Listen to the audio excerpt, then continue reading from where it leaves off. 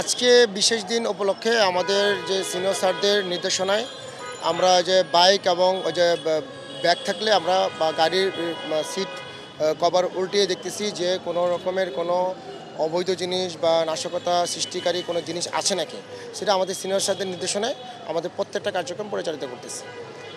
অন্যদিন আমরা স্বাভাবিক কার্যক্রম মানে আমরা আমরা আমরা রাখি, আমরা করে থাকি, সাধারণত মামলা প্রসিকিউশন দিয়ে থাকি।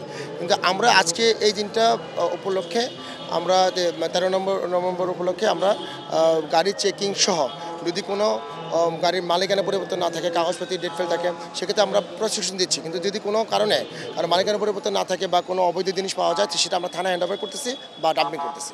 সকাল থেকে এই পর্যন্ত আপনারা এই কাজে কোনো অবৈধ বা কোনো কিছু পেয়েছেন কিনা? না, আমরা অবৈধ এই পর্যন্ত পাই নাই। তবে যে মালিকানা পরিবর্তন নাই বা লাইসেন্স নাই বা অন্য হেলমেট নাই, এই কারণে আমরা কিছু প্রশিক্ষণ দিয়েছি, বা যেগুলো মালিকানা পরিবর্তন নাই সিনিয়র স্যারদের নির্দেশে সেগুলো আমরা ডাম্পিং প্ল্যানিং করেছি।